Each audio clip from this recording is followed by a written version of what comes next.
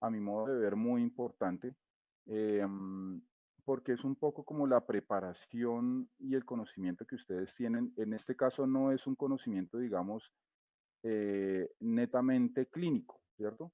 Pero sí es un conocimiento que es indispensable y muy importante que ustedes lo tengan antes de ingresar a los escenarios de práctica, ¿cierto? Porque vamos a abordar dos temas principales. Uno es la seguridad del paciente y el otro tiene que ver con la bioseguridad. La seguridad del paciente son todas las medidas que se deben implementar en las instituciones de salud por parte de las instituciones de salud, pero también por parte de todo el personal que atiende a los pacientes, ¿cierto? Con el fin de evitar generarle daños a los pacientes, ¿cierto? Saben ustedes que durante los procesos de atención que son tan complejos se le pueden generar daños a los pacientes. Seguramente ustedes han escuchado comentar de pacientes que se caen, que les generan flebitis, que le dejan de pronto algo en la cavidad abdominal durante una cirugía, al terminar la cirugía, que sufre una quemadura, que le hacen un diagnóstico equivocado, que le dan una medicación, una sobredosificación, que le aplican un medio de contraste y le dañan los riñones, o sea, todo ese tipo de errores, ¿sí? Que generan daño en el paciente es lo que se busca evitar por medio de la seguridad del paciente, ¿sí? Y entonces ustedes como personal en salud, como futuros médicos y como muy futuros practicantes, ¿cierto? Porque ustedes igual van a estar más temprano que tarde en los escenarios de práctica haciendo parte de la atención de los pacientes, necesitan conocer esto, necesitan conocer todo este tema de seguridad del paciente, necesitan saber que en las instituciones de salud se cometen errores y que ustedes también pueden cometer esos errores, así sean estudiantes hoy y así mañana sean ya médicos, pueden cometer esos errores, ¿sí? Y pueden generarle daños al paciente y por lo tanto deben conocer todo lo necesario de manera que ustedes puedan evitar la ocurrencia de errores y evitar generarle daño a los pacientes. Ese es el tema de seguridad del paciente, que entonces es muy importante en el momento en que ustedes ya vayan a empezar a hacer prácticas. Y el segundo tema, que es más importante, pienso yo todavía para ustedes, ¿sí? El anterior es muy importante para los pacientes, este es muy importante para ustedes y es el tema de la bioseguridad, que son todas las medidas tendientes a protegerlos a ustedes, ¿sí? Como personal de la salud, ¿cierto? Ustedes son personal de la salud en práctica, pero cada vez en la medida en que avancen sus semestres van a tener más permanencia en los escenarios de práctica, ¿cierto? Van a meter más la mano en la atención de los pacientes. Por lo tanto, el riesgo que ustedes van a correr, no solamente en este caso por el COVID, pero en general uno corre riesgo, ¿cierto? Que le dé varicela, que le dé una neumonía, que se pinche con una aguja, que tenga contacto con fluidos de un paciente, ¿cierto? Que le dé hepatitis, que le dé VIH, bueno, qué sé yo, todo lo que le pueda a uno ocurrir por exponerse a las condiciones de un escenario de práctica y al contacto con pacientes. Entonces, en la bioseguridad ustedes van a aprender todas las medidas necesarias para protegerse ustedes mismos. Por eso les digo que este tema es más importante para ustedes, porque es su protección, ¿sí? Entonces, tanto la seguridad del paciente que busca proteger al paciente como la bioseguridad que busca protegerlos a ustedes y a sus compañeros de trabajo son elementos muy importantes en la formación de los médicos. Si bien es cierto, aquí ustedes no van a aprender semiología, no van a aprender farmacología, micología, medicina interna, etcétera, sí me parece que es un tema importante dentro de la formación de ustedes, porque el riesgo de generarle daños a los pacientes y el riesgo de que ustedes sufran algún daño va a estar presente cada vez que ustedes pisen un escenario de práctica, ¿sí? Desde la primera vez que lo vayan a hacer siendo estudiantes hasta el último día de cuando ya sean viejitos y todavía estén trabajando, ¿sí?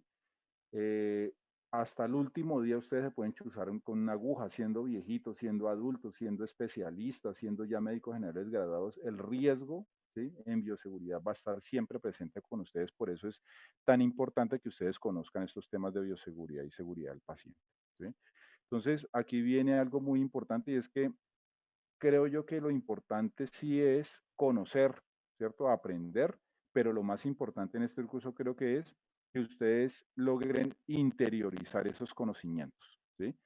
Em, Porque si ustedes no se convencen de la importancia de la bioseguridad y no interiorizan esos conocimientos, a partir de esa interiorización no modifican su manera de pensar y su manera de comportarse y su manera de actuar frente a la bioseguridad, lo más seguro es que vayan a tener algún accidente laboral en adelante, ¿cierto? Ya sea en su vida de estudiante como en su vida profesional, ¿sí? Ustedes han escuchado de médicos contaminados de COVID, muertos por COVID, ¿cierto? Antes del COVID también pasaba, ¿cierto? Cuando la H1N1, aquí en Palmira se han muerto médicos, profesores de ustedes por H1N1, ¿cierto? Eh, Médicos se han contagiado de VIH, de hepatitis, ¿cierto? Por un accidente laboral, ¿sí? Les ha dado neumonías, han terminado en la UCI, ¿sí? Bueno, se han chuzado con una aguja, bueno, eso es cosas de todos los días, no solamente médicos, también enfermeras, etcétera, precisamente por no interiorizar y no modificar sus conductas frente a la bioseguridad, ¿sí? Eh, Ustedes que han estado en este tema de la pandemia se han dado cuenta que el tema del lavado de manos, del uso del tapabocas, del aislamiento, de todo ese tema, eh, realmente eso hace parte de conductas de uno, ¿cierto? Como apropiar esas conductas y volverlas normales en las actividades que uno hace. Esto es lo que esperamos de este curso, ¿cierto? Que ustedes aprendan la parte teórica, pero sobre todo que se sensibilicen frente a la importancia de la bioseguridad y seguridad del paciente y lo vuelvan, lo incorporen a su modo de ser, ¿cierto?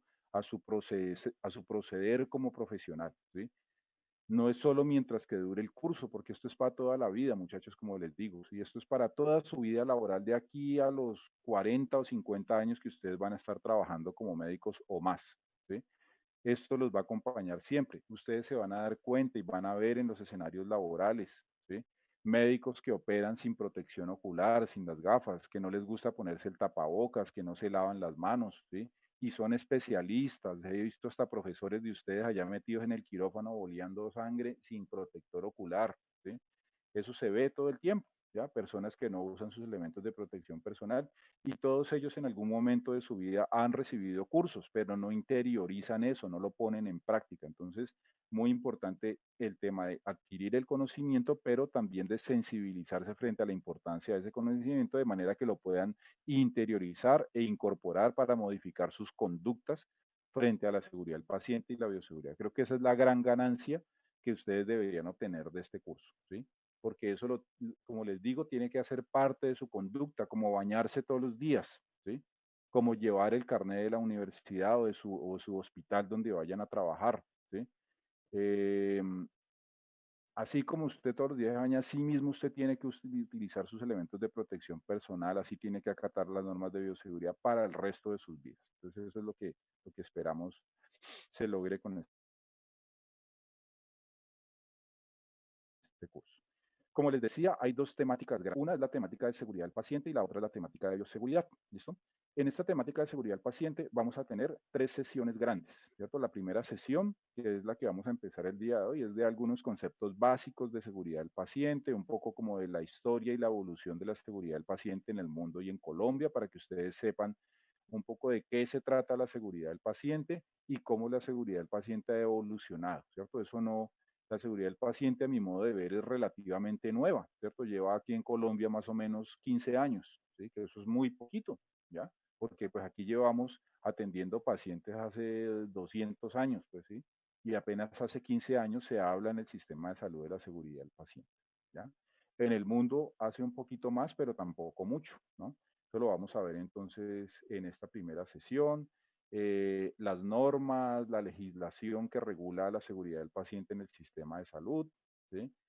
Y un poco sobre taxonomía, es decir, sobre el lenguaje, sobre los conceptos básicos de la seguridad del paciente y cómo la seguridad del paciente se integra con el sistema de salud. Eso es la sesión 1. En la sesión 2 vamos a ver la política de seguridad del paciente, algunos temas de fármaco y tecnovigilancia. Y en la sesión 3 vamos a ver cómo se analizan eventos adversos con el protocolo de Londres, que es una metodología. Con eso terminaríamos la seguridad del paciente. El segundo tema grande, que es la bioseguridad, tiene 4 sesiones, ya son un poquito más cortas, pero son 4. Entonces, la primera son también conceptos básicos de la bioseguridad, definiciones, también la normatividad, los antecedentes sobre la bioseguridad del paciente y cómo se integra con otros sistemas que regulan el ejercicio profesional. En la sesión 2 vamos a mirar cómo es la bioseguridad en el ámbito hospitalario, es decir, en los ámbitos asistenciales. Vamos a mirar temas de higiene de manos, asepsia y antisepsia, las precauciones universales de bioseguridad, las normas generales de bioseguridad, el manejo seguro de cortopunzantes, el uso de elementos de protección personal, los protocolos de limpieza y desinfección, asepsia y antisepsia de áreas, etcétera. ¿Listo? Esa es la sesión número 2. En la sesión número 3, entonces ya vamos a ver algunas normas de bioseguridad específica que aplican para los diferentes servicios asistenciales de una institución. Y algo muy importante, vamos a mirar cómo es el manejo del accidente biológico, cuando uno se chuza o entra en contacto de pronto con fluidos corporales. ¿Qué hay que hacer? ¿Qué tiene que hacer el que se accidenta? ¿Y qué tiene que hacer el que atiende un caso de esos? ¿Listo? Finalmente, vamos a mirar en la sesión 4 cómo se integra la bioseguridad con la seguridad del paciente a partir de, digamos, de unas causas comunes que tienen allí. ¿Listo? Y con eso entonces terminaríamos el curso o abordaríamos el curso. Esto es importante, cómo se va a evaluar el curso. Esto les interesa mucho a ustedes.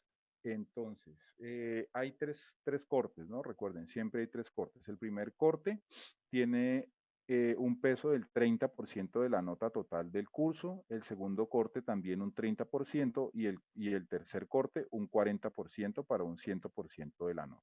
¿Listo? El primer corte, ¿de qué se va a tratar? De la seguridad del paciente, ¿cierto? Vamos a tratar de abordar las tres sesiones de seguridad del paciente. En el segundo corte vamos a abordar todo lo que tiene que ver con bioseguridad y en el tercer corte vamos a dedicarnos a hacer un trabajo final que recoge este tema de seguridad del paciente, bioseguridad, y bueno, eso sería para los tres cortes. Ahora, ¿de dónde salen las notas? Entonces, para cada uno de estos dos cortes vamos a tener unos controles de lectura, ¿sí? Esos controles de lectura son, por ejemplo, tareas, talleres que yo les digo, por ejemplo, un foro que vamos a hacer o quizzes que yo hago, ¿cierto? Como controles de lectura. Yo les dejo una lectura, por ejemplo, de la bibliografía o les digo, muchachos, para la próxima semana revísense las diapositivas del tema, ¿sí?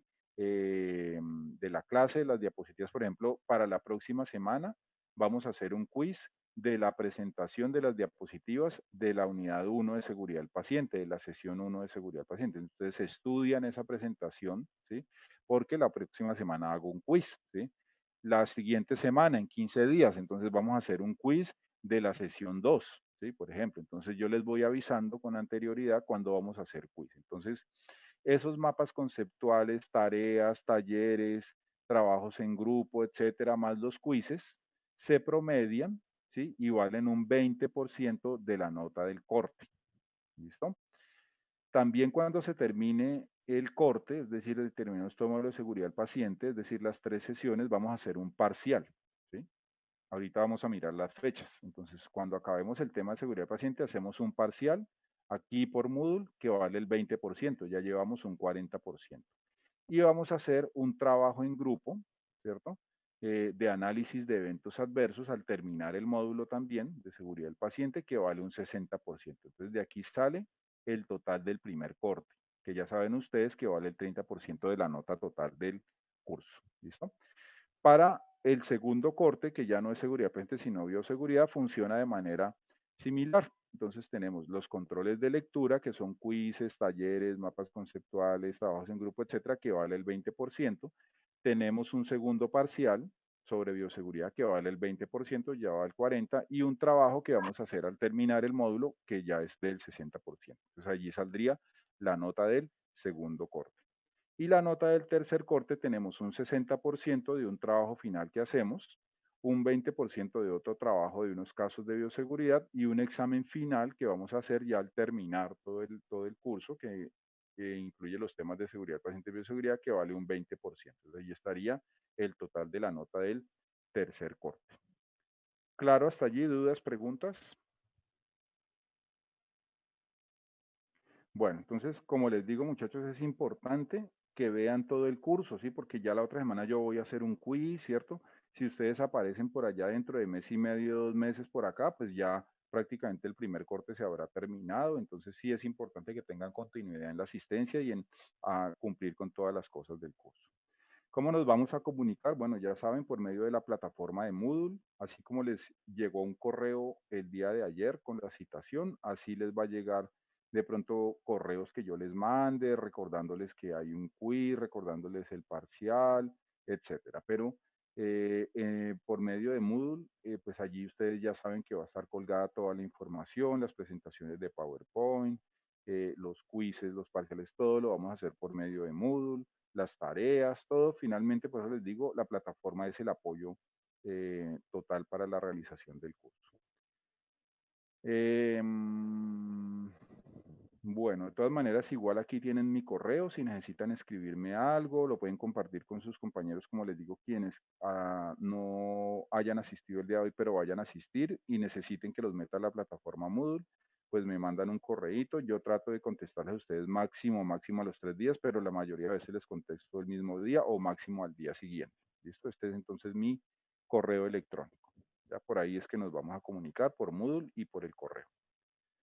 Bueno, los contenidos, ¿dónde están? Ya les expliqué, en la plataforma están los contenidos de cada una de las sesiones, la bibliografía, tareas, etcétera, videos, todo, links, todas las grabaciones de las clases, todo va a estar allí, ¿vale?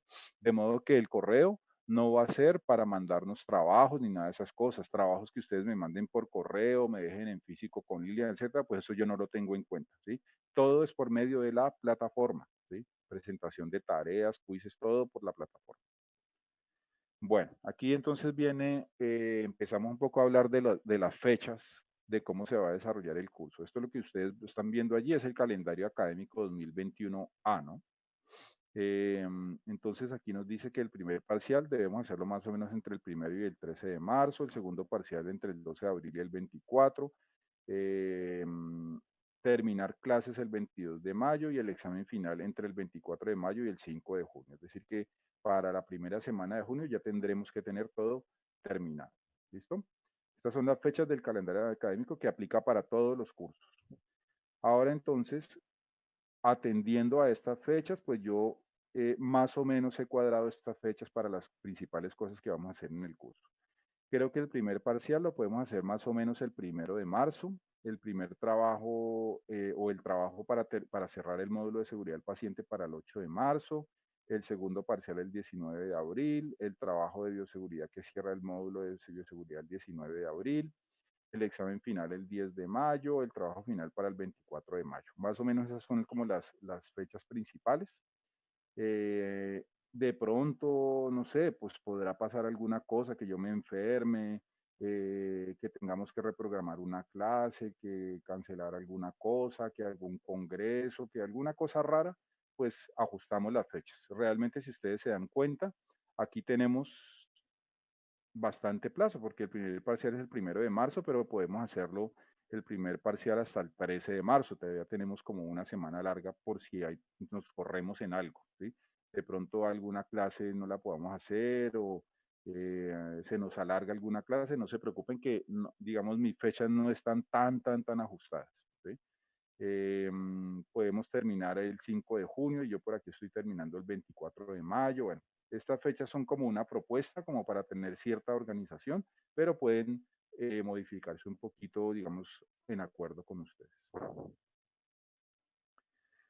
Bueno, las referencias bibliográficas, el material bibliográfico, recuerden que aquí uno aprende leyendo, ¿cierto? O sea, uno no puede aprender revisando presentaciones de PowerPoint, ¿cierto? Ni nomás conectándose a una clase a ver qué me dice el profesor, ¿sí? Uno tiene que complementar con lecturas y así es todo en medicina. Entonces ustedes ya van por mitad de carrera casi y se habrán dado cuenta que las cosas son así, ¿sí? Si ustedes se quedan solamente estudiando de presentaciones de PowerPoint o se quedan solamente a ver lo que alcancen a captar en una clase, ¿cierto? Lo que alcanzaron a anotar en el cuaderno y con eso ya presentan los exámenes y ahí van raspando, les aseguro, muchachos, que van a ser unos médicos bien malos, ¿sí?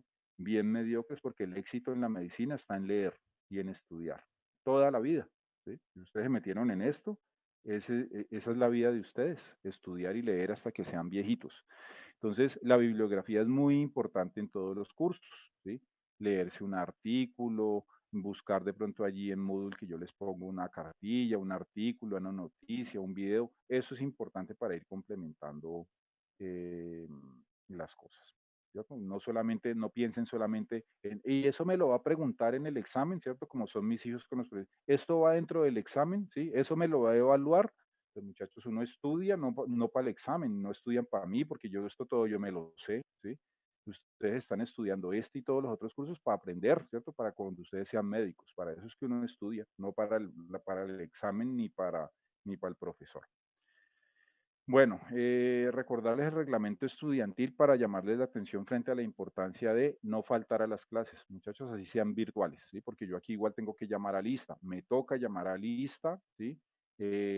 Tengo que controlar la asistencia a las clases, ¿sí? Y si ustedes no asisten, pues las fallas se acumulan y con 3 fallas ustedes pierden el curso, ¿sí? Como esto está ofertado teórico-práctica, realmente con 2.5, 2.6 fallas ustedes pierden el curso, ¿sí? Y no es que yo se los haga perder, sino que la misma plataforma del sistema de información, yo tengo que subir en cada corte, me obligan a subir las notas del corte y las fallas de asistencia. Y la misma plataforma, cuando ya identifica más de 2 fallas, 3 fallas, ese estudiante aparece en rojo y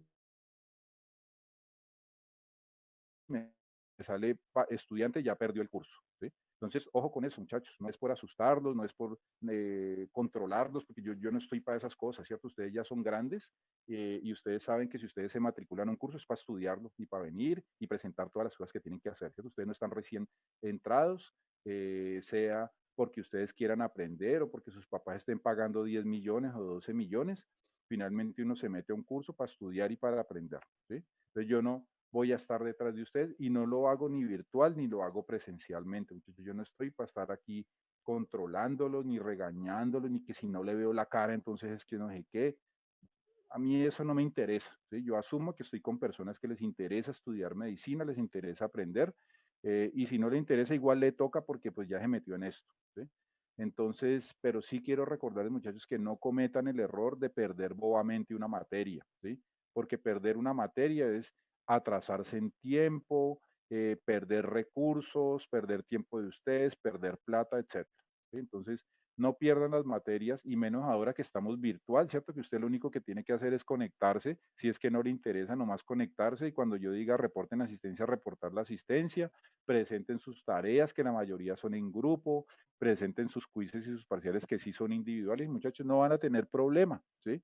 Y si a usted le gusta mucho el tema, aprende mucho, y si le gusta poquito, pues aprende poquito, ¿sí? Pero no pierdan los cursos, ¿sí?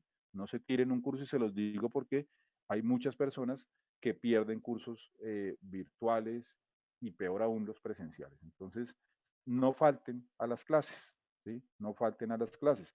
La única manera justificada, saben ustedes, de perder clase es que tengan un problema médico, una condición clínica que les haya generado una incapacidad médica, entonces que ustedes la tienen que aportar, la tienen que hacer validar, ¿cierto? Y no es la incapacidad que le dan allá en la droguería de la esquina, sino la incapacidad de su EPS y la validan allí en la universidad, en el servicio médico. O sea, es todo un rollo, pues es el tema de las incapacidades. Entonces, muchachos, no falten.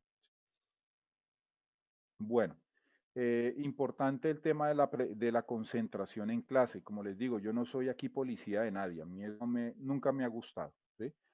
Pero sí, muchachos, es importante estar concentrados en clase, ¿cierto? Si de pronto yo les pregunto algo que contesten, no estar desconectándose por ahí, conectándose, molestando, muchachos, esas bobadas que han cogido, ustedes no, pues yo apenas los conozco este semestre, pero yo dicto materias en enfermería, en fisioterapia, en medicina, desde el comienzo hasta quinto año, ¿cierto?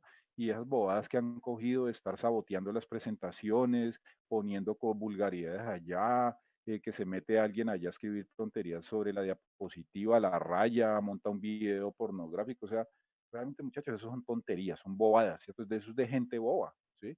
Gente desocupada, ¿sí? Entonces, si a las personas no les interesa la clase, pues conéctese y póngase a ver televisión o póngase a ver sus videos usted solo, pero no saboteen las clases, ¿sí? Es una falta de respeto con el docente, que ha preparado su clase, que ha preparado unas diapositivas, ¿cierto? Que igual que ustedes madrugamos a presentar, que nos desvelamos y nos trasnochamos calificando, o sea, aquí realmente es un trabajo, todos estamos trabajando porque necesitamos trabajar, porque nos gusta trabajar, ¿sí? Porque queremos aportarles algo, es un trabajo y como tal también requerimos respeto. A mí nunca me ha pasado eso, pero sé de muchos profes que les ha pasado y seguramente ustedes en clases de los semestres pasados les ocurrió y es una falta de respeto para sus mismos compañeros, para las muchachas, para todo el mundo. Fuera de eso es una gran tontería ponerse a hacer esas bodas. Entonces, mucho respeto en las clases, muchachos, mucho juicio, contestar, y cerrar el micrófono, bueno, sobra decirles que ustedes ya hicieron un semestre virtual, entonces saben cómo es el asunto. Importante lo que les digo, muchachos, no dejen para última hora las cosas, ¿sí? Si hay un plazo para presentar una tarea, presenten la tarea en el plazo establecido, ¿sí? No estén por allá, que eso es muy maluco también, uno también de estudiante, uno estar por allá buscando al profesor para rogarle, ¿sí? Inventándose cada vez una excusa diferente, y uno ya no les cree, ¿sí? Por más que sea verdad. Entonces, importante, ciñanse a las fechas, presenten las tareas cuando es, presenten los quizzes, ¿cierto? No sean perezosos, no se desconecten del curso. No es que el curso solamente exista cada lunes a las 6:59 cuando me acuerdo que tengo clase, ¿sí? El curso existe. Recuerden que los cursos tienen un componente, digamos, presencial y un componente no presencial. Este y todos los cursos funcionan de la misma manera, ¿cierto? Entonces, el componente no presencial son horas de estudio de ustedes, ¿cierto? Dedicación para el curso, para hacer tareas, para leer, para ampliar la bibliografía, para ver si un video, ¿sí? Entonces, no es que el curso no existe, sino solamente los lunes de 7 a 9, ¿no? El resto de la semana sigue existiendo y así es estudiar medicina, muchachos, ¿sí? Aquí ustedes no se metieron a estudiar ingeniería, que uno puede mamar gallo, ¿cierto? O alguna otra cosa ahí, o administración de empresas o esas cosas. Ustedes se metieron a estudiar medicina, esto es un compromiso que cada vez va a ser mucho más exigente.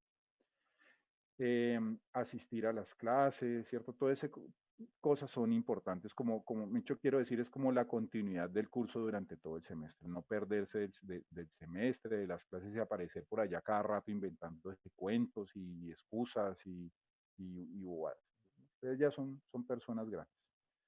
Listo, muchachos, hasta allí entonces lo que les iba a compartir de como la presentación o introducción al curso. ¿Dudas, preguntas? Nada. No, profe. Bueno, les voy a presentar también, eh, porque igual eso hay que hacerlo, todos los profesores tienen que hacerlo, si no se lo hacen, ustedes pueden pedir que lo hagan, y es presentarles el plan de curso, ¿no? Mostrarles, socializarles a ustedes el plan de curso, eso es obligación nuestra, siempre hacerlo, porque allí están las reglas de juego. De todas maneras, esta presentación que yo les acabo de mostrar, está basada en el plan de curso. El plan de curso saben que lo encuentran aquí en la pestaña de introducción. Aquí abajito dice plan de curso electivo de bioseguridad y seguridad del paciente.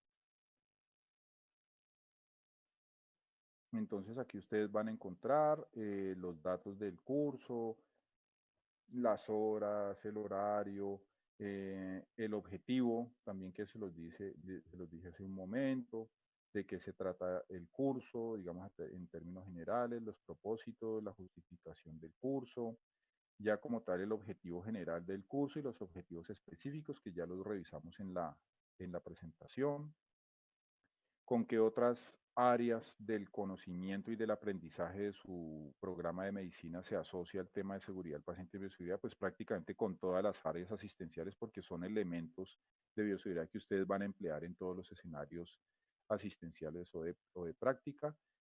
Las competencias que esperamos que ustedes adquieran, ¿cierto? Cada una de las competencias, digamos, del conocimiento, de la práctica, de la sensibilización frente a las problemáticas de seguridad del paciente y bioseguridad, las actividades que se van a realizar para adquirir esas competencias, mm, los saberes, es decir, los temas grandes que se van a manejar, con qué metodologías, con qué recursos se van a manejar, que también pues ya lo vimos frente a las temáticas. Y aquí a partir del numeral 9 ustedes encuentran el cronograma, ¿sí? y cada uno de los contenidos que se van a ver, que también ya lo revisamos en la diapositiva donde estaba cada uno de los temas. Aquí algunas lecturas que se les sugieren, ¿sí? En cada uno de los temas, las evaluaciones, cómo se van a realizar en cada uno de los temas. Aquí esto es muy importante, la bibliografía para cada uno de los temas. Aquí está la bibliografía, aunque también la tienen allí en Moodle. Aquí hay algunos links que también los tienen allá en Moodle. ¿Listo? Luego viene la unidad 2, que es lo de bioseguridad, lo mismo, los temas principales, cómo se van a trabajar, cómo se van a evaluar, la bibliografía, y aquí de nuevo entonces la bibliografía, que es lo mismo que tienen allá también de bibliografía en Moodle. Aquí viene ya la tablita de la evaluación, que es también la que les mostré en la presentación. ¿Listo, muchachos? Entonces, para que tengan presente la caracterización o el plan de curso de este curso. Recuerden que todos los profes tenemos que hacer esto mismo, ¿no? Presentarles a ustedes el plan de curso. Si no, ustedes pueden pedirle a su profe que se los deje ver y pues se los envíe, ¿no? Son las reglas de juego del curso. Bueno, vamos a hacer otra cosa importante antes de empezar con la temática como tal. Son las 8:10. Yo quiero que si hay alguna persona que no esté en Moodle, de una vez me diga para yo meterlo. ¿Listo? ¿Quién necesita que lo meta a Moodle? Pues no quiero que nadie se quede por fuera. Yo, profe. Listo, vamos a empezar entonces acá. Vamos a empezar a matricular personas en Moodle.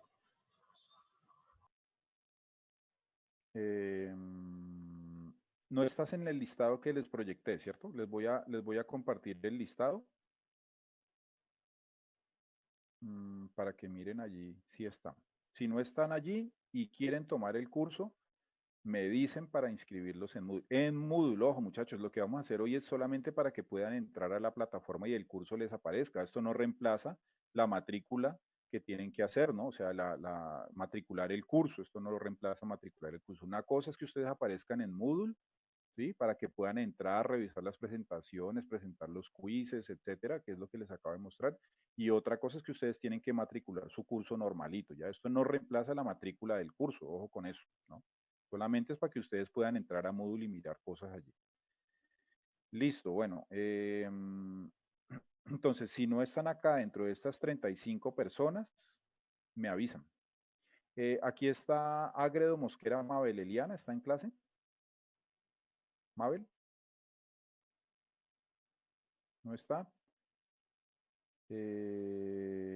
Bueno, si de pronto alguien se habla con ella, dígale que ella sí está matriculada en el curso, pero que no la hemos podido meter en Moodle, que necesitamos que haga el intento de entrar a Moodle. Resulta que cuando uno no ha entrado a Moodle con frecuencia, el Moodle puede bloquearse, ¿sí? Lo bloquea uno, ¿ya? Entonces, la manera de desbloquearse es volviendo a entrar, ¿sí? O como volviendo a actualizar la contraseña, etcétera. Entonces, a veces pasa que uno no los encuentra para matricularlos en módulos, por eso. Bueno, entonces la primera persona que quiere que la matricule, ¿cómo se llama? Camila Zambrano, profe. Ya, esperemos que esto no cargue.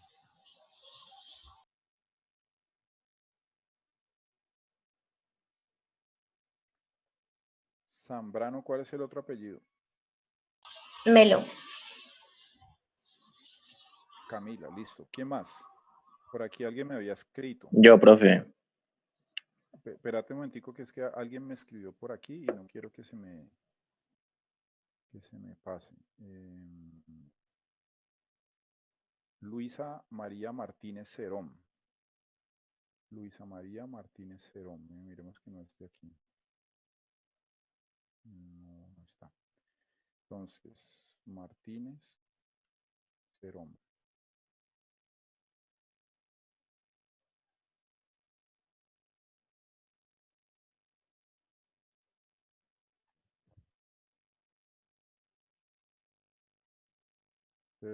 Hay que esperar que el sistema lo busque en toda la base de datos y me lo muestre.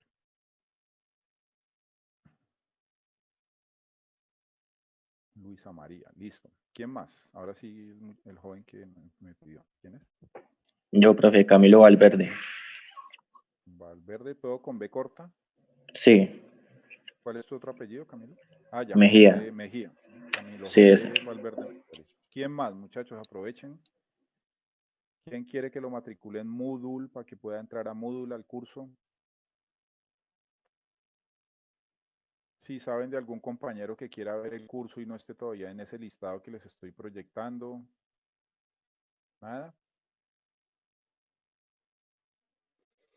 Bueno, listo. Entonces quedamos los 35 que están allí, más Camila Zambrano, Luisa María Martínez y Camilo José Valverde, o sea, 38 hasta ahora. ¿Nadie más necesita matrícula? Listo. Entonces ya a estas 38 personas, menos Agredo Mosquera, Mabel, Eliana, que no está metida en Moodle, eh, pueden entrar y mirar ya todo. Ya les debe aparecer el curso matriculado, pueden ver las presentaciones, etc. Busquemos de nuevo a Agredo Mosquera. Nah, no aparece. Listo, bueno. Entonces, vamos a empezar entonces la clase. Ya nos quedan 45 minutos. Listo. ¿Me confirman si están viendo una presentación que dice seguridad del paciente y bioseguridad? Sí, señor. Sí, profe, sí se ve. Listo, muchachos. Recuerden que la próxima semana vamos a hacer un quiz de esta presentación. Entonces, de un poquito de lo que vamos a alcanzar a ver hoy, pero también necesito que en Moodle se revisen esta presentación, es decir, la que aparece en la pestaña que dice seguridad paciente 1, ¿sí? Den la revisadita, lean la presentación, que dentro de 8 días vamos a hacer un quiz de control de lectura. Acuérdense que los controles de lectura valen el 20% de la nota del corte. Entonces, revísense esta presentación para el quiz de la próxima semana. Bueno, entonces en esta presentación vamos a mirar los conceptos básicos de seguridad del paciente, ¿sí? Y un poquito como la evolución de la seguridad del paciente en el tiempo. Entonces, bueno, uno pensaría, ¿cierto? Que si la medicina es vieja, ¿cierto? Mire que estamos por acá parados en 1728 antes de Cristo, o sea, estamos hablando como de 4000 años, ¿cierto? Desde que se viene ejerciendo la medicina, ¿cierto? Obvio, la medicina se ejercía de una manera muy rudimentaria, pues ustedes seguramente han visto documentales en National Geographic, ¿cierto? De cómo se ejercía la medicina en China, cómo se ejercía la medicina en Egipto, ¿cierto? Que han encontrado en esas excavaciones elementos como instrumental quirúrgico, ¿cierto? Cerebros trepanados, bueno, ¿sí? Brazos amputados, ¿sí? O sea, prácticamente desde que la gente existía, seguramente que algún tipo de aproximación a la medicina se tenía que ejercer, ¿cierto? De manera rudimentaria, etcétera, pero pues bueno. Aquí es un poco, entonces uno diría, bueno, desde que existe la medicina como tal, debería existir la seguridad del paciente, ¿cierto? Porque los riesgos en la prestación de servicios siempre existieron, ¿cierto? Me imagino que en Egipto, en la China, por allá en la época antigua, si usted tenía que amputar un brazo en una guerra, pues corría el riesgo que el paciente quedara sangrando y se le muriera, ¿cierto? Si usted tenía que tratar una herida, pues corría el riesgo que de pronto la herida quedara maltratada, se infectara y el paciente se le muriera, ¿cierto? Entonces, digamos que lo que ustedes ven con esta línea de tiempo es para que miren más, tratar de convencerlos que la seguridad del paciente existía desde el comienzo de los tiempos, pues porque eso no es verdad, ¿cierto? Más es para que se caigan en cuenta que la seguridad del paciente está estrechamente ligada a al ejercicio de la medicina, ¿cierto? Con el pasar del tiempo. Entonces, aquí estamos hablando un poco del Código Hammurabi en 1728 antes de Cristo, o sea, hace como 4000 años, ¿cierto? Cuando había unas primeras referencias a la seguridad del paciente, pero más lo que se encontraba en el Código Hammurabi era como una especie de amenaza, ¿cierto? A los médicos que fallaran, ¿sí? Entonces, médico que falle, médico que le genere un daño al paciente, entonces, pues al tipo lo mataban, ¿sí? Era como una sanción al mal ejercicio médico, ¿cierto? Sigue entonces la medicina avanzando, ¿sí? Y en la Grecia clásica, en los siglos sexto, quinto y sexto antes de Cristo, empieza a aparecer el juramento hipocrático, ¿cierto? Dentro de lo que el juramento hipocrático trae, ¿sí? Un apartado importante tiene que ver con no digamos, con que los médicos no debemos generarle daño a los pacientes, que tenemos que hacer todo lo que esté a nuestra disposición para atender bien al paciente sin causarle daño físico y mental. Digamos que uno en el juramento hipocrático se compromete a una serie de cosas, ¿cierto? Es más como un compromiso moral, ¿cierto? Porque pues ese juramento hipocrático más es como una especie de protocolo y de compromiso moral del médico cuando se gradúa, y dentro de esos compromisos está el no hacerle daño al paciente. Sería como otra relación allí con la seguridad del paciente, con la protección al paciente durante el ejercicio médico. ¿Sí? La medicina entonces sigue avanzando, ¿cierto? Y por acá en la época del Renacimiento, ¿sí? Entonces se empezó a hablar que los buenos médicos eran los médicos que causaban menos daño al paciente durante la prestación del servicio, ¿cierto? Decía Paracelso en ese tiempo. Sigue entonces avanzando la medicina, ¿sí? Y más o menos en el siglo XVII, es decir, como en 1600, entre 1600 y 1700, empieza ya a manejarse la medicina desde un punto de vista más científico, ¿cierto? Anteriormente era un punto de vista, digamos, como más relacionado con el hacer sin que mediara la ciencia, ¿cierto? Más como de la técnica, ¿sí? No sé si ustedes han visto ya cursos de historia de la medicina y si no, ustedes pueden revisar libros interesantes que hay de historia de la medicina, donde ustedes ven que la medicina aparece en la historia digamos, de la humanidad, como les decía, ligado a las guerras, ligado, digamos, como a una práctica libre, ¿cierto? No existía realmente como un fundamento científico antes del siglo XVII. ¿Sí? Era más una práctica libre, ¿cierto? El que, no sé, seguramente han escuchado que los barberos, ¿sí? En la Edad Media, los que ejercían la medicina eran los barberos, o sea, los que afeitaban, ¿cierto? Porque los tipos eran hábiles en el manejo de la cuchilla, ¿sí? Entonces ellos eran los que sacaban los dientes podridos, los que cortaban, los que amputaban, los que hacían curaciones, pero miren que era un poco como un ejercicio libre, ¿sí? Digamos, sin una titulación, sin un fundamento científico, sino más o menos ya hasta el siglo XVII que empieza a mediar un fundamento científico en el estudio de la medicina. ¿Sí? Este médico inglés John Gregory empieza, digamos, también a aportarle unos elementos de carácter moral, ¿cierto? De carácter ético al ejercicio médico, ¿sí? Entonces ya no es solamente la libre práctica como se hacía antes, ni el tema científico que empieza a aparecer, sino también un tema moral, ¿sí? Ético y ya como de responsabilidad en el ejercicio de la medicina. ¿Mm? Eh, por aquí este médico Thomas Montt dice que el carácter del médico está en aceptar sus errores y utilizar la ciencia para mejorar. Es decir, que entonces ya se empieza a caer en cuenta de que los médicos también la embarran, ¿cierto? Que también cometen errores y que parte también del buen ejercicio médico no es equivocarse poquito, sino darme cuenta de mis errores y hacer lo posible por remediarlos y por no perpetuarlos, es decir, por no seguir cometiendo el mismo error, ¿sí? Pero eso parte de asumir que el médico se equivoca. ¿Sí? 1803 hay una publicación importante de Thomas Percival que se llama La ética médica, ¿sí? Muy relacionada con esto que se venía trabajando desde acá. En 1847, también una publicación llamada El compromiso del médico con la sociedad a cambio de privilegios, que también estaba muy relacionada con la ética en el ejercicio médico. Por aquí también hay dos publicaciones relacionadas con los errores diagnósticos y con reformar y no culpar, relacionados con el tema de las autopsias y con el manejo, digamos, de las muestras, digamos, anatomopatológicas.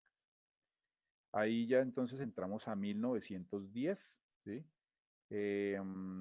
Donde Ernest Cotman llama la atención frente a que todo hospital debe seguir a los pacientes para prevenir fallas en el futuro. Es decir, ya no es solamente como el error del médico, ¿sí? Sino que ya son como errores que se cometen en los hospitales, ¿cierto? Como daños, empiezan como a darse cuenta que pacientes que llegan para ser atendidos en los hospitales se les generan daños, ¿cierto? Se les generan lesiones en ese proceso de atención. Entonces, en 1910 este señor dice, venga, ojo en los hospitales, ¿cierto? Hay que estar atentos para mirar qué errores estamos cometiendo al atender a los pacientes, todos, ya no solamente son los médicos, sino las enfermeras, etcétera, eh, porque tenemos que rastrear esos errores para evitar que sigan ocurriendo. ¿Listo?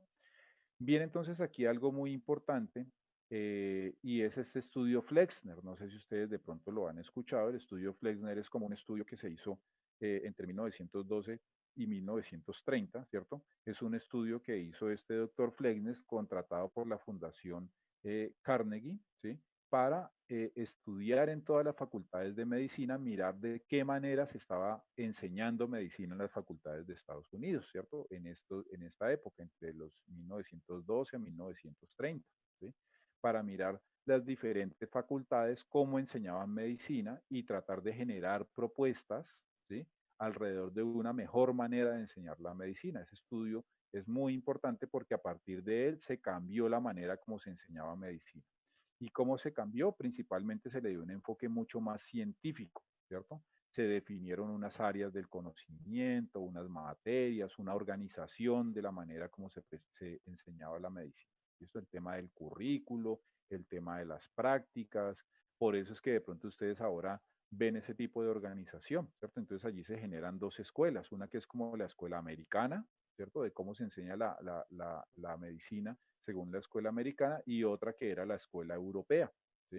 Por lo menos yo que estudié en la Universidad Nacional, mi escuela era muy del tipo europeo, ¿cierto? Aquí la Universidad del Valle era muy del tipo americano, ¿sí? Porque parte de su currículo y de su programa académico venía de este estudio Flexner, ¿sí?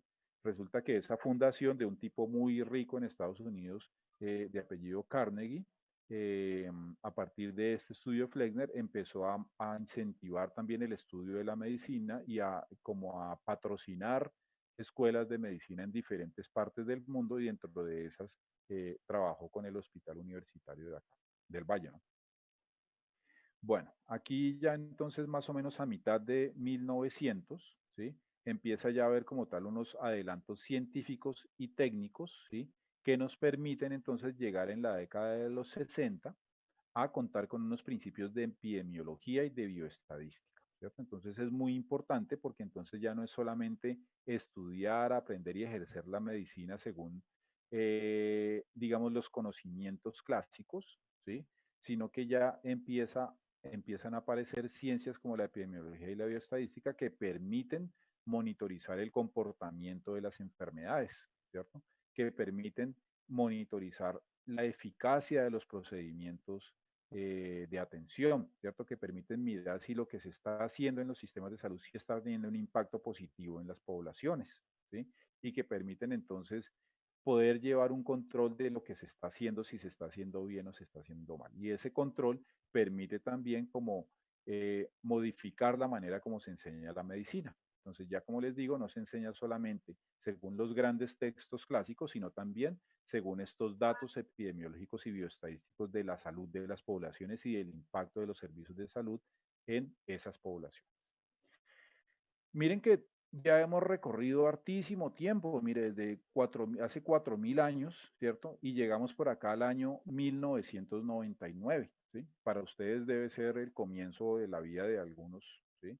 Eh, es casi que empezando la década de 2000 cuando realmente en el mundo se empieza a hablar del error médico propiamente dicho, ¿cierto? O sea, ya se empieza a analizar el tema de la seguridad del paciente solamente hasta hace 20 años. Por eso yo les decía al comienzo en la introducción que el tema de la seguridad del paciente, a mi modo de ver, es muy nuevo, demasiado nuevo para todo el tiempo que se lleva ejerciendo la medicina. O sea, 20 años realmente es muy poquito, ¿sí? Para ustedes que son jóvenes será toda una vida, pero bueno, yo tengo 40 y pico, para mí es media vida.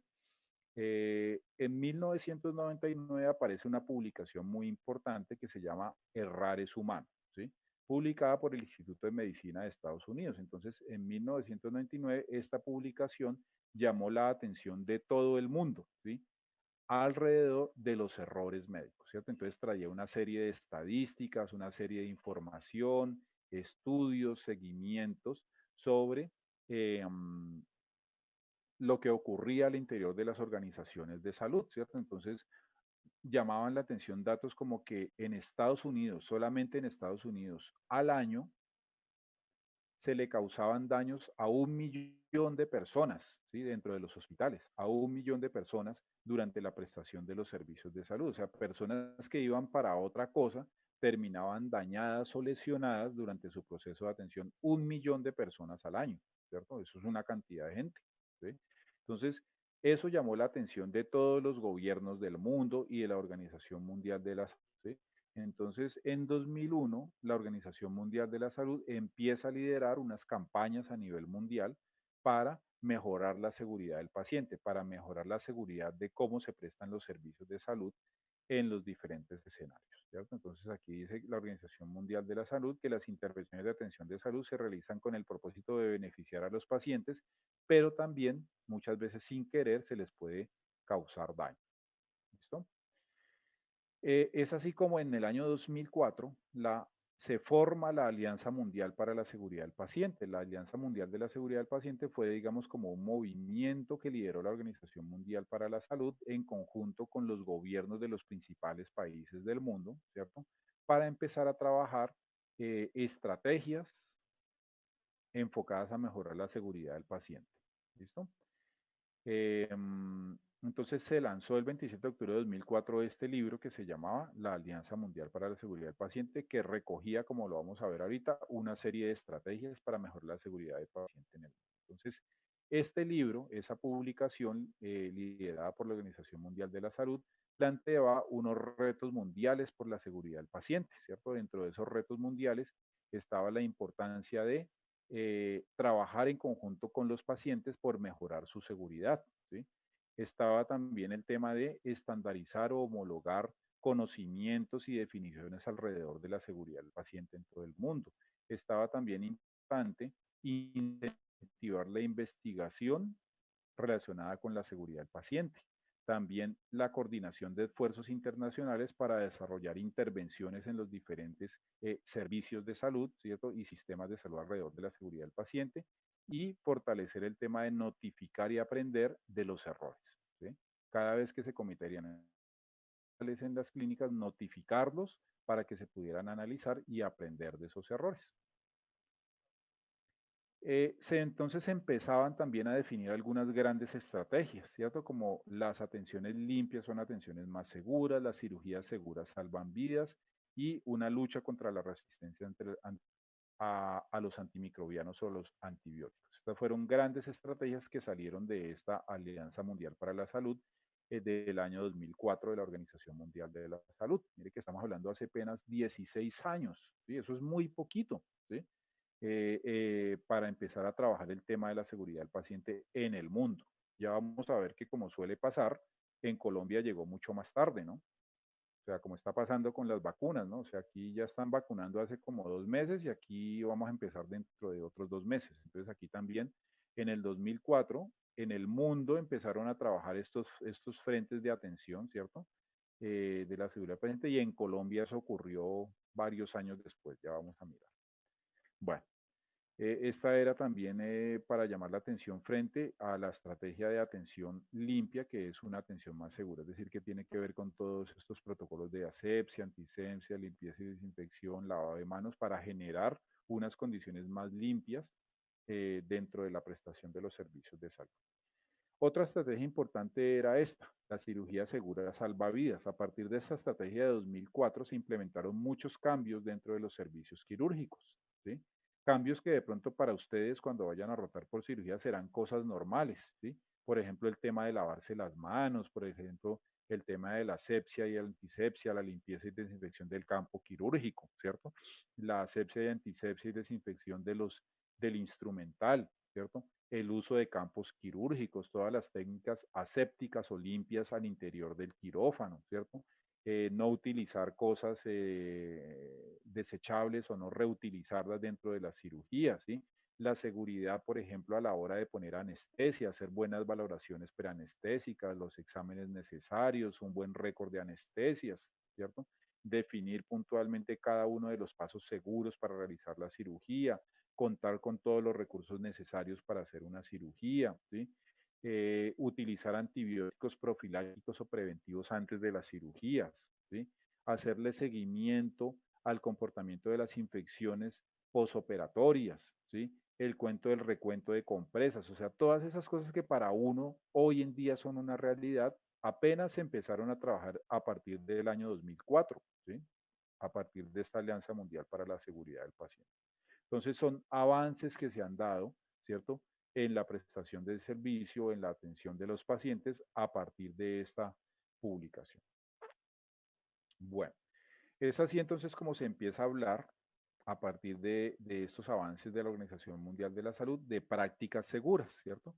El concepto de práctica segura que hoy en día se manejan en muchos hospitales, en los programas de seguridad del paciente, se habla de prácticas seguras, quiere decir buenas maneras de hacer las cosas, ¿cierto? Maneras seguras de hacer las cosas, ¿sí? Yo puedo entrar a operar a un paciente sin lavarme las manos, pues claro, sí, pues eso se puede, mucha gente lo hace, ¿sí? Yo puedo operar a un paciente sin usar gorro, sin usar tapabocas, pues claro, yo puedo hacerlo, ¿sí? Mucha gente lo hace, ¿sí? En hospitales de pueblos lo harán así, ¿sí? Uno ve todavía médicos suturando sin guantes, ¿cierto? Ve usted médicos suturando sin tapabocas, ve gente que va a atender partos sin usar sus monogafas, ¿sí? Todavía se ven médicos que no formulan antibióticos profilácticos o que formulan antibióticos profilácticos que ya no están dentro del protocolo de antibioticoterapia de esa institución o que ya no son efectivos, ¿sí? O sea, existen todavía malas prácticas, ¿sí? Pero lo que se busca con la seguridad del paciente es definir e implementar buenas prácticas, ¿sí? Es decir, prácticas seguras, prácticas adecuadas que protejan al paciente durante la prestación del servicio, ¿cierto? Esas son las prácticas seguras, ¿sí? Hacer las cosas bien, ¿sí? Yo siempre puedo hacer las cosas mal y hacerlas bien, ¿cierto?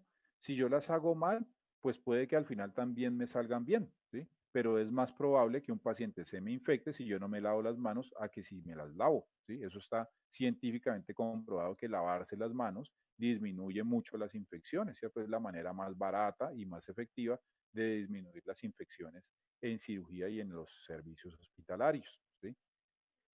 Entonces, como les digo, yo puedo hacer las cosas bien con prácticas inseguras o con prácticas seguras. Puede ser que sin lavarme las manos el paciente tampoco se me infecte, pues puede pasar, ¿sí?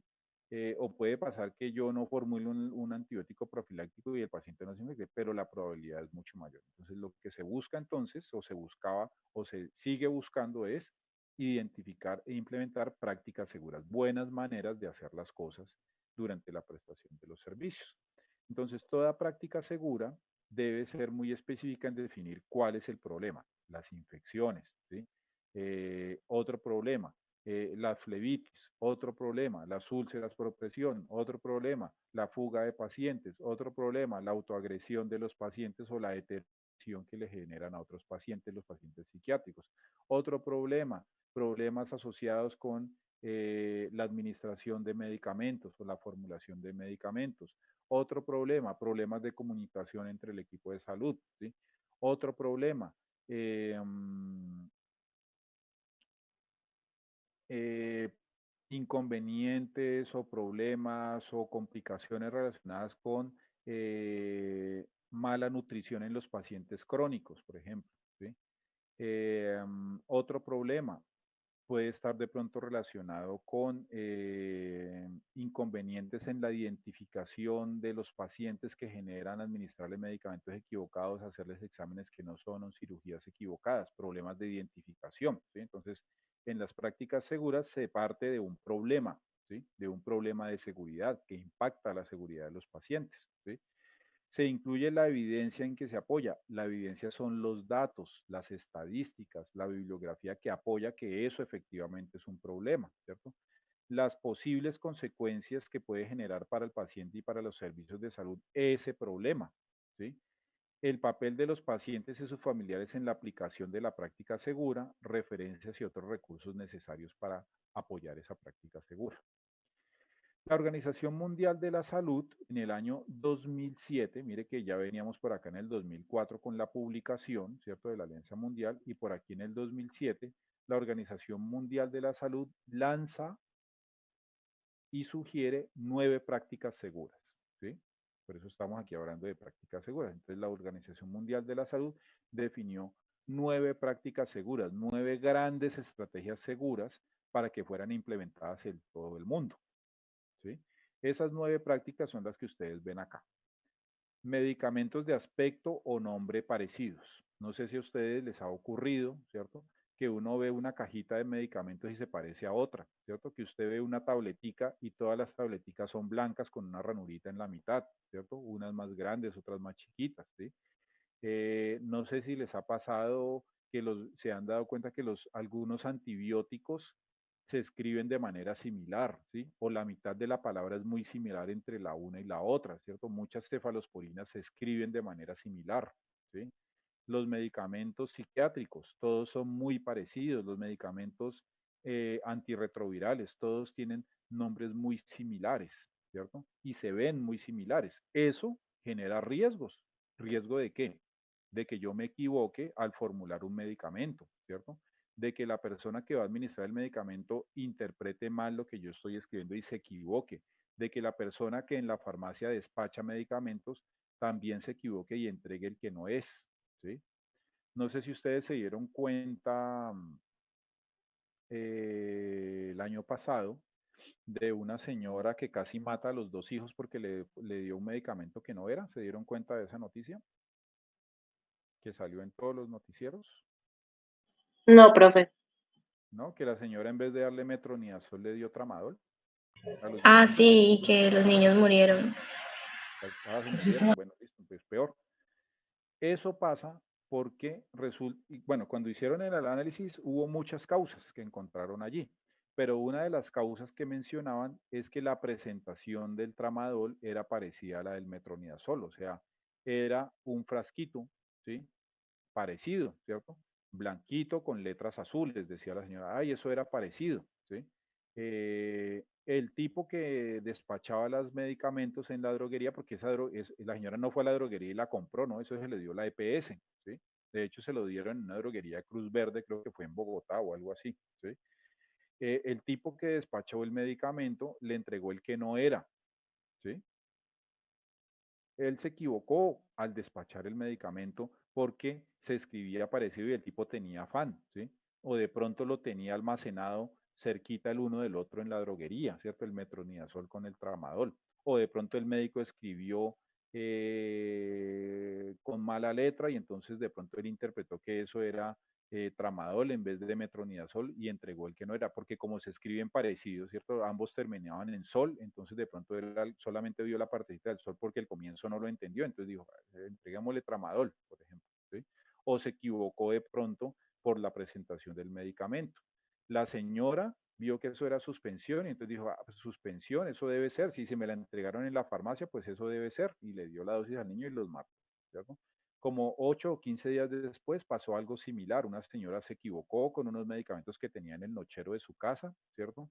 Que se veían parecidos y terminó dándole también un medicamento que causó que su hijo fuera a parar a la UCI. Este sí no se murió, pero fue a parar, lo intoxicó, ¿cierto? Porque se equivocó de medicamento y la señora decía, pero es que se veía igualito, ¿cierto? Era la misma caja, la misma presentación. Entonces, eso desde el año 2007 la Organización Mundial de la Salud lo definió como una práctica segura, ¿sí? Implementar estrategias para manejar esos medicamentos que se ven parecidos, ¿cierto? A simple vista, o tienen nombres parecidos. Esos medicamentos se llaman medicamentos LASA. Esto todavía se maneja en farmacovigilancia. Y todavía, mire, 2007, 13, 14 años después, y hay instituciones que todavía no han implementado esta práctica segura de medicamentos parecidos. Todavía los siguen almacenando en el mismo lugar, todavía siguen formulando a mano, todo así. Entonces, un poco, ¿qué se busca con estos medicamentos que se pronuncian y se ven parecidos? Dentro de las estrategias que se hacen en esa práctica segura, que es lo que uno ve que hacen las instituciones responsables, es que cuando hay medicamentos que se escriben o se ven parecidos, utilizan unos stickers de colores, ¿cierto? Le pegan una bolita de color, por ejemplo, roja a los que son analgésicos, para diferenciarlos de la bolita verde, que son los antibióticos, para diferenciarlos de la bolita roja, que son los medicamentos psiquiátricos, para diferenciarlos de la bolita amarilla, que son los medicamentos antiinfecciosos o antirretrovirales, ¿cierto? Entonces, así como que yo lo manejo por familias aparte, entonces disminuyo la posibilidad de equivocarme a la hora de entregar o despachar un medicamento en la farmacia o a la hora de administrarlo por parte de enfermería, ¿cierto? Con eso disminuyo el riesgo, ¿sí? Es como cuando usted en su closet organiza las camisetas arriba, blancas, al otro lado las camisetas de color, por debajo van los calzoncillos, al otro lado van los pantalones, ¿cierto? Para tener un mejor orden y poder distinguir las cosas de manera más segura. Aquí parte de la estrategia va enfocada a eso, ¿cierto? Que la gente tenga ayudas visuales para identificar esos medicamentos que se parezcan. Otra cosa es guardarlos en lugares aparte, ¿cierto? No dejarlos tan cerca para evitar, digamos, ese riesgo de equivocarme al momento de usarlo o dispensar. Otra práctica segura, la correcta identificación de pacientes. Resulta que se habían identificado problemas o se habían encontrado muchos problemas con inconvenientes en la identificación de pacientes, ¿cierto? Porque entonces terminaban de pronto administrándole el medicamento al paciente que no era, ¿cierto?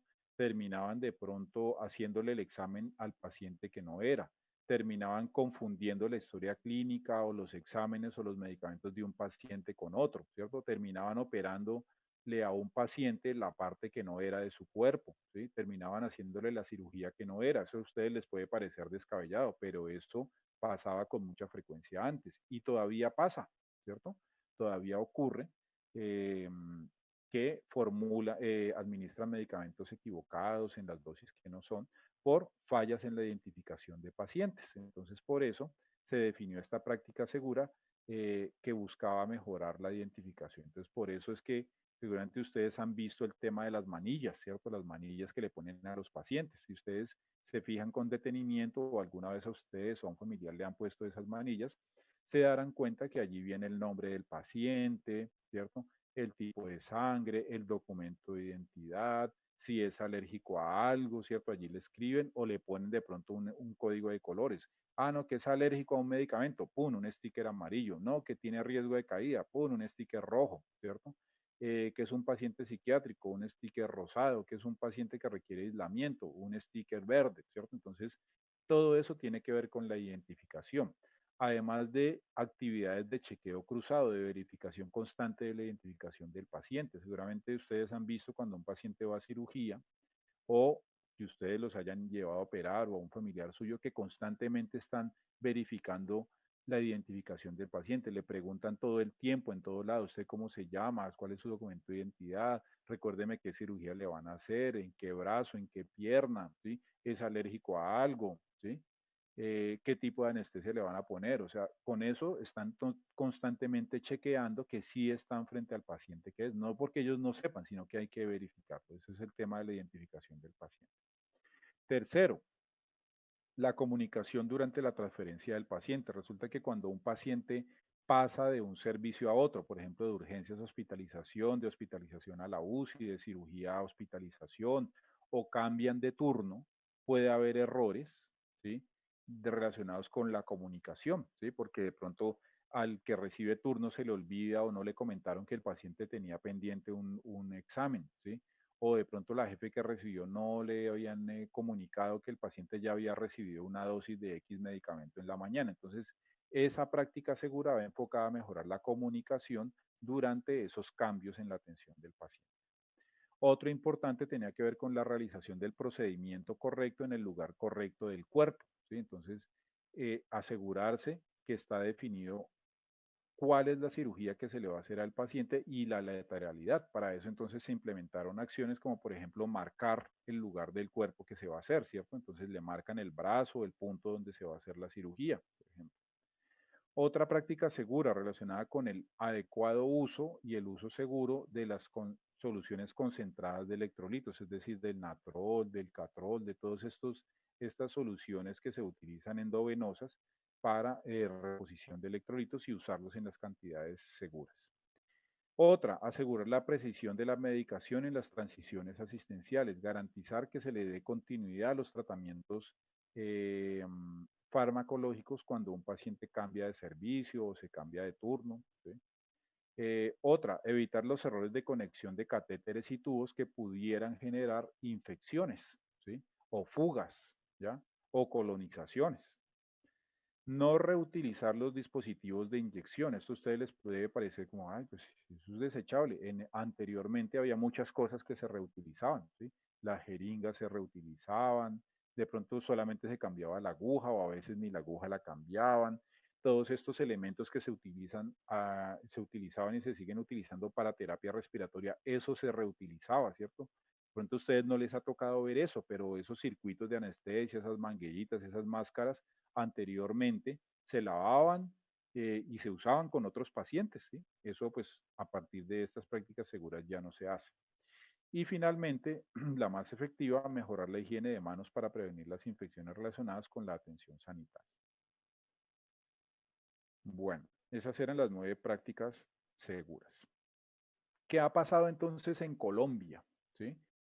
Que venía pasando en el mundo, ¿cierto? En el 99 sale la publicación de Redes Humanos, en el 2002 la OMS empieza a trabajar el tema de la seguridad del paciente, en el 2004 sale la Alianza Mundial para la Salud y en el 2007 salen las 9 prácticas seguras, ¿sí?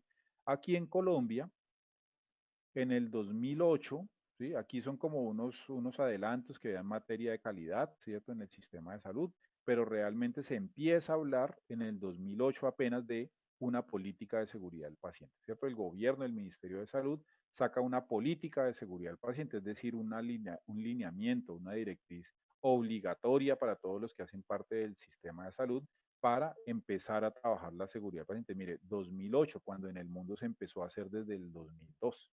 ¿Ya? 6 años más tarde, apenas empiezan aquí a hablar de seguridad del paciente, es decir, apenas hace 12 años, eso es hace muy poquito. ¿Sí? Apenas en el año 2010 saca el ministerio un documento, la Guía Técnica de Buenas Prácticas de Seguridad del Paciente. Entonces, hace 10 años apenas, ¿sí? Saca una guía para que las instituciones puedan implementar la política de seguridad del paciente, ¿sí? Cuando realmente en el mundo ya saben que desde el 2002 empezaba ya a haber documentos alrededor de eso. El estudio AMBEAS y el estudio IBEAS fueron estudios que se realizaron en Latinoamérica para identificar el comportamiento de los eventos adversos o de los daños a los pacientes en instituciones de salud. Y Colombia hizo parte de ambos estudios, del estudio IBEAS y del estudio AMBEAS, ¿cierto? Encontrando allí estadísticas muy preocupantes frente a la ocurrencia de eventos adversos en Latinoamérica. Entonces nos quedamos aquí en el año 2010 que sale la Guía Técnica de Buenas Prácticas de Seguridad del Paciente y por aquí entonces empieza a aparecer normatividad, ¿cierto? Leyes relacionadas con la seguridad del paciente, ¿sí? En la habilitación y premios relacionados con la seguridad y la gestión de la seguridad del paciente. Entonces aparece, como habíamos visto aquí, la política de seguridad del paciente. ¿Listo? La política de seguridad del paciente que tiene estos aspectos principales, construir una cultura de seguridad, el liderazgo del equipo de personas alrededor de la seguridad del paciente, integrar las tareas de gestión de riesgos, promover que se detecten e informen los eventos adversos, involucrar al paciente y mejorar la comunicación con él para mejorar la seguridad, aprender de los errores e implementar esas prácticas seguras. Bueno, yo creo que dejemos por allí el día de hoy, muchachos, porque les voy a dejar una tareita aquí. Está en el sistema, ¿listo? Por favor, mientras les explico la tarea, reporten asistencia por el chat. Me ponen el nombre y el apellido completo, presente, ¿listo? Por allí por el chat, reporten todos asistencia. Recuerden que si no reportan la asistencia, pues yo no tengo manera de saber si estuvieron o no, ¿sí? Después no me vayan a salir mandándome una fotico del pantallazo donde decía estaba conectado, porque pues yo no sé, a veces se conectan con el nombre del celular y yo no tengo idea de saber. Entonces, por favor, es el momento de que reporten asistencia, nombre, apellido y ponen presente.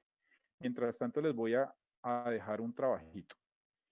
Necesito que ustedes mismos armen grupos de 5 o 6 estudiantes. ¿Listo? Primera tarea. Armen sus grupitos de trabajo de 5 o 6 estudiantes como ustedes lo quieran armar. Aquí en la pestaña de seguridad del paciente 1 van a encontrar una tarea que se llama foro. Esperemos que carguen. Ah, espere que ustedes no lo están viendo. Aquí debe estar. Ah, no, no era ese. Aquí.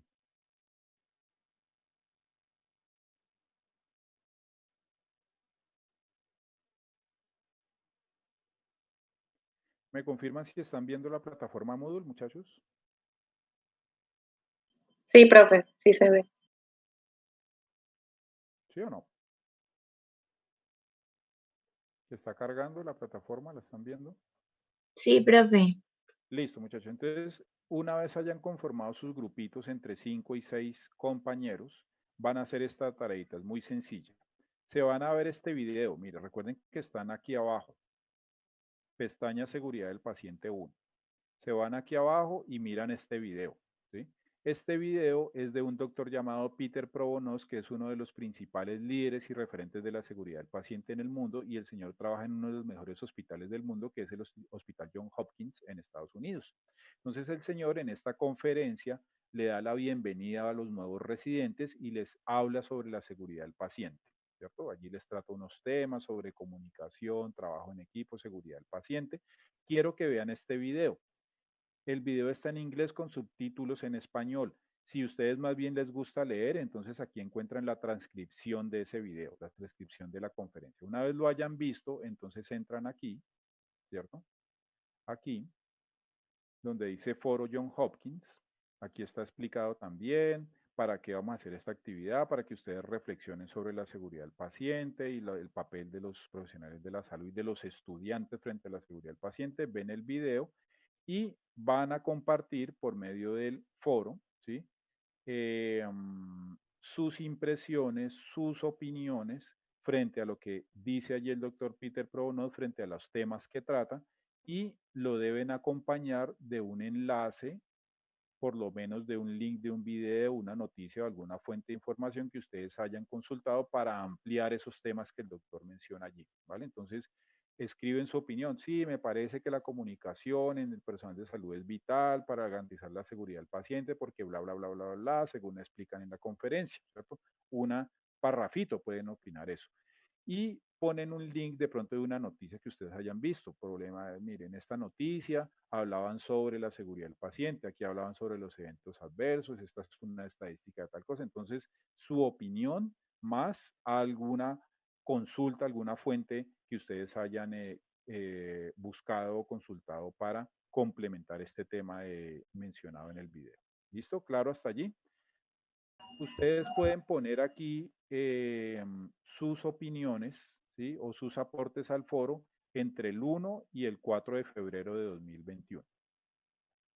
Ay, disculpen muchachos, porque es que esto no está en grupo. Qué pena que yo les di la indicación mal. Esto es individual. Sí, disculpen. Esta actividad es individual, no en grupo. Olvídense lo que les dije de los grupos. Esa es para otra tarea que vamos a hacer más adelante. Esta es individual. Entonces, cada uno entra, revisa, ve el video o lee la transcripción y aquí en el foro va a plasmar sus opiniones. ¿Listo? Sus opiniones frente al foro de seguridad del paciente. ¿Listo? Eso lo pueden hacer entre el 1 y el 4 de febrero. El 4 de febrero a medianoche se cierra la actividad y ustedes ya no van a poder escribir nada allí. ¿Listo? Pueden entrar cuantas veces quieran, dejar sus opiniones, sus links, todo lo que quieran del foro alrededor de la seguridad del paciente. Esto es calificable porque hace parte de los controles de lectura. ¿Listo? Hace parte de los controles de lectura. ¿Dudas, preguntas allí? No, profe.